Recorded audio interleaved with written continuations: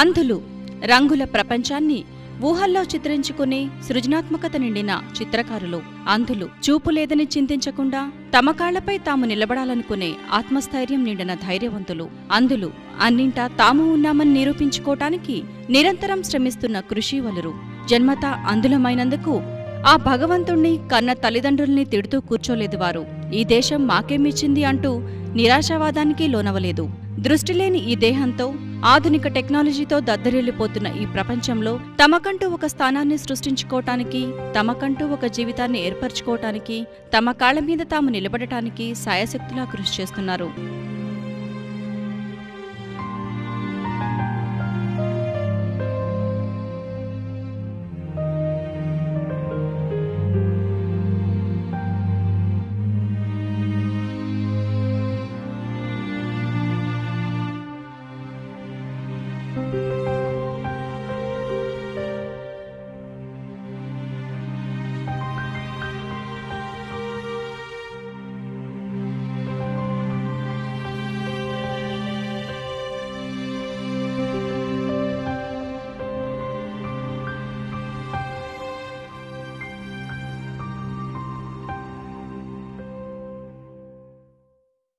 అందులమైనందుకు కేవలం అడుక్కోటానికే పరిమితమవ్వాలన్న ఛాందసవాదులను కాదని, తమకు చేయూతనందిస్తున్న విశాల హృదయాల సాక్షిగా ఒక్కో అడుగు తడుముకోకుండా ముందుకు వేయటానికి ప్రయత్నిస్తున్నారు.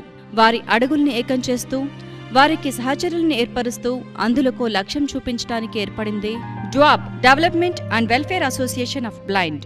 అంధులకు విద్యనందిస్తూ వారికి అభివృద్ధి అవకాశాలను పెంపొందించడానికి 1996లో ఈ డ్వాబ్ సంస్థ ప్రారంభమైంది.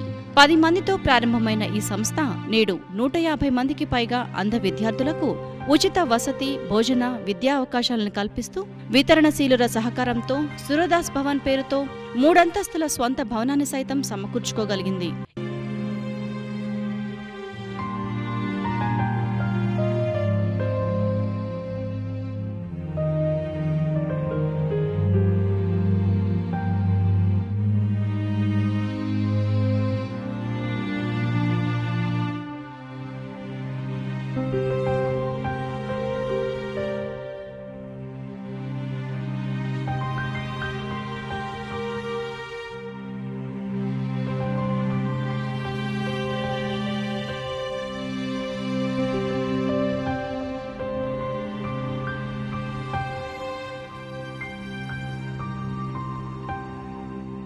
ఈ సంస్థను స్థాపించటమే కాకుండా 15 సంవత్సరాలుగా ఎంతో శ్రమకోర్చి నేడు ఈ స్థితిలో నిలిపిన వ్యక్తులు సంస్థ అధ్యక్షులు గడ్డం అంజయ్య గౌడ్ మరియు సంస్థ ప్రధాన కార్యదర్శి పి చొక్కారావు.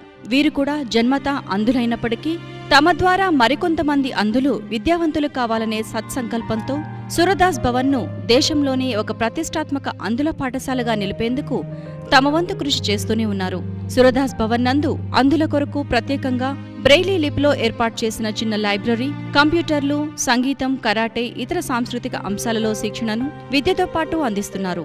తద్వారా వారిలో మానసికోల్లాసాన్ని, మానసిక స్థైర్యాన్ని నింపుతూ తాము కూడా అందరిలాంటి జీవితాన్ని గడుపుతున్నామనే ధైర్యాన్ని వారిలో నింపటానికి కృషి చేస్తుంది ఈ సురదాస్ భవన్. ఈ సంస్థ పూర్తిగా దాతల సహాయ సహకారంతో, పాక్షికంగా ప్రభుత్వ సహాయంతో నిర్వహింపబడుతుంది. దేశ విదేశాలలోని దాతలు అంధుల పట్ల ప్రేమతో వీలైనంత వరకు తమ దాతృత్వాన్ని చాటుకుంటున్నారు. వారి సహాయంతోనే 3 అంతస్తుల సువిశాల ప్రాంగణం సురదాస్ భవన్ కు సమకూరింది. ఇంకా పూర్తి చేయవలసిన ఎన్నో మౌలిక సదుపాయాలు ఉన్నప్పటికీ నిధుల కొరతతో కొంతవరకు ఆపవలసి వచ్చింది. ప్రస్తుతం ఉన్న అంధ విద్యార్థులకు ముఖ్య అవసరాలైన విద్య, వసతి, భోజనం, ఆరోగ్యంపైననే దృష్టిని కేంద్రీకరించాల్సి వస్తుంది. ఈ నేపథ్యంలో కొన్ని స్వచ్ఛంద సంస్థలు, దాతలు దుప్పట్లు, స్వెట్టర్లు పంచటం, ఇతర సౌకర్యాల కల్పనకు తమకు తోచిన ఆర్థిక సహాయం అందించటం, తరచూ సురదాస్ భవన్ను సందర్శించి అంధులతో తమ సమయాన్ని వెచ్చించటం వంటి సత్కార్యాల వల్ల ఇక్కడ నివసిస్తున్న అంధులలో సైతం మా కోసం కొంతమంది ఉన్నారు అనే మానసిక సంతృప్తిని చేకూరుస్తుంది.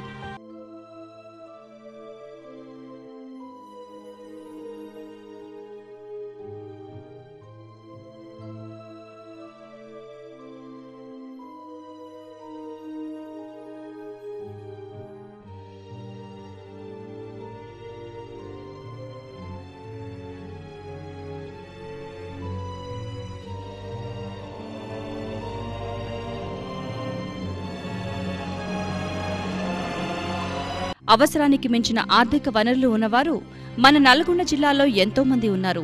ప్రాపంచిక భోగాల కోసం కాకుండా వాటిని మానవ అవసరాలకు, సత్కార్యాలకు వినియోగించగలిగితే అంతకన్నా పుణ్యం మరొకటి ఉండదు. మన చుట్టూ ఉన్న అన్నార్తులను వదిలి ఎక్కడో ఉన్న భగవంతునికి ప్రార్థనలు చేయటంలో అర్థం లేదు. సమాజానికి, ముఖ్యంగా అందుల కొరకు మేలు చేసే కార్యక్రమాలు చేపట్టడం వల్ల అవి పూజలు, ప్రార్థనల కన్నా అద్భుతమైన ఫలితాలనిస్తాయి. ఆధ్యాత్మిక గురువులు సైతం తోటి మానవునికి చేసే సేవలోనే దైవత్వం ఉందని అంటుంటారు. ప్రతి ఒక్కరిలోనూ భగవంతుడు ఉన్నాడనే వాక్యంలోని నిగూఢార్థం కూడా ఇదే.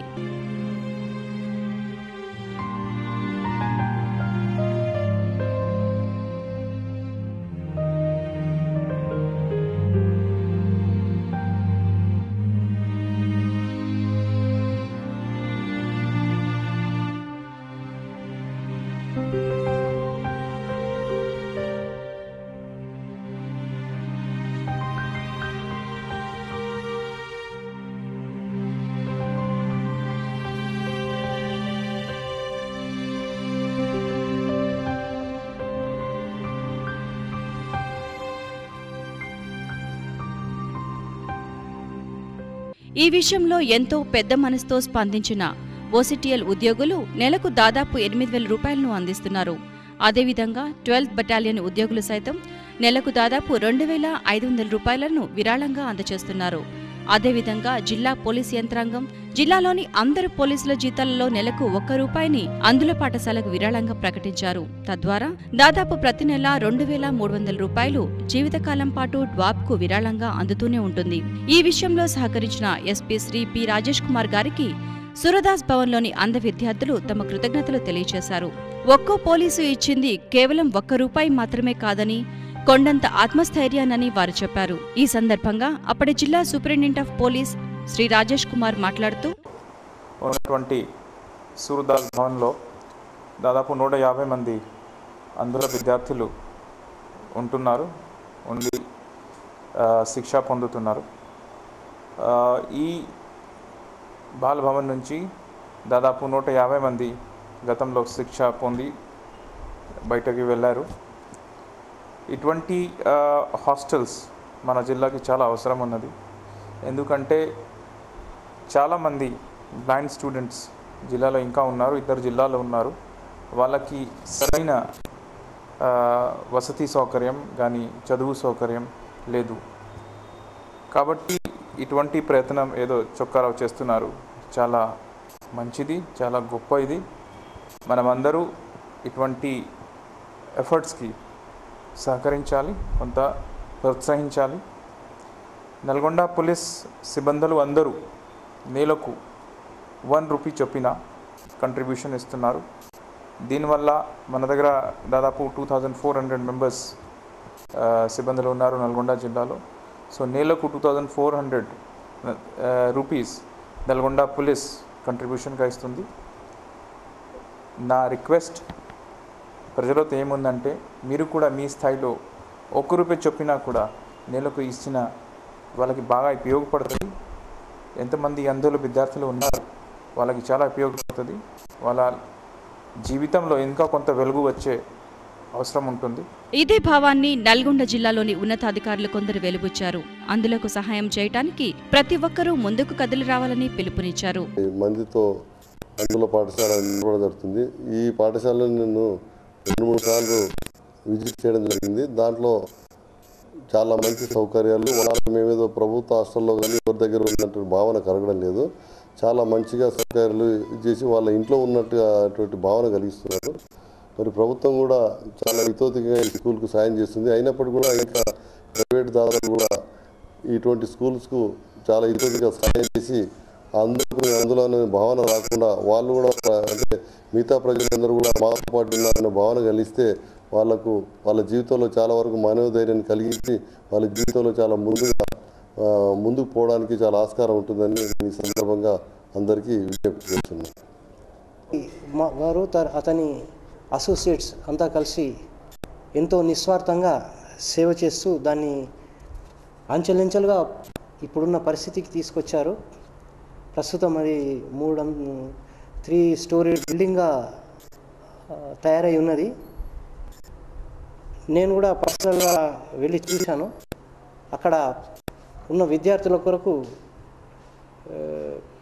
ఏ విద్యా సంస్థలు మంచి విద్యా సంస్థల కన్నా కూడా తీసిపోయిన విధంగా సౌకర్యాలు వాళ్ళు ఈ విద్యా సంస్థ వాళ్ళు అంధ విద్యా సంస్థ వాళ్ళు కల్పించారు. దానికి నేను వారిని ఎంతో అభినందిస్తున్నాను. ఇదివరకు 2 సార్లు వారి ఇన్స్టిట్యూట్ నేను విజిట్ చేయడం కూడా జరిగింది. మా బటాలియన్ నుంచి బటాలియన్లో ట్రైనింగ్ చేస్తున్న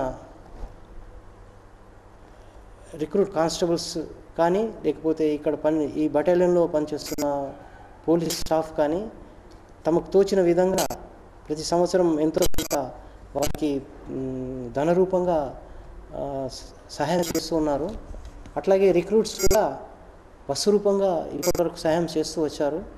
ఈసారి కూడా మేము సహాయం చేయాలనే ప్లాన్లో ఉన్నాం మేము. ఈ రకంగా అందరూ కనుక ప్రతి సంస్థ నుంచి కానీ ఇండివిజువల్స్ కానీ గ్రూప్గా కానీ వారు కనుక సహాయం కనుక చేస్తే ఈ ఇన్స్టిట్యూట్ దేశంలోనే ఒక మంచి పేరు తెచ్చుకొని పైకి వస్తుందని నేను భావిస్తున్నాను.